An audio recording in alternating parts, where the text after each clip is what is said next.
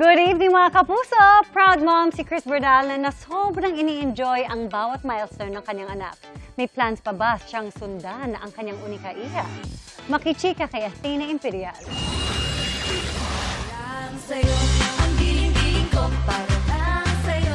Aliw at good vibes ang TikTok videos ni Chris Bernal with her unika iha Hailey.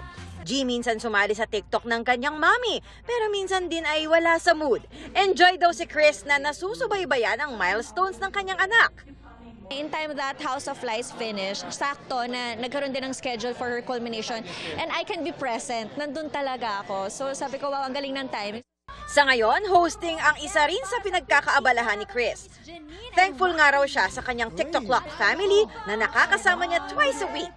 Ang saya ng TikTok lang parang nare-relax ako. Parang actually in a week, yun yung me time ko rin. Pahinga ko na trabaho siya kasi ang saya lang sa set and then pamilya talaga kami doon. Bukod sa hosting, side quest ni Chris ang sports and fitness activities. Sinusulit na raw ng Sparkle actress ang me time ngayong taon bilang paghahanda sa malaking plan ng family nila next year. Plano ko next year magkaka-baby na ako eh. Yeah, plan ko na talaga next year. Gusto ko na mag-second baby. So parang itong year na to, I wanna dedicate to myself, to taking care of myself, to working. Athena Imperial updated sa Showbiz Happening!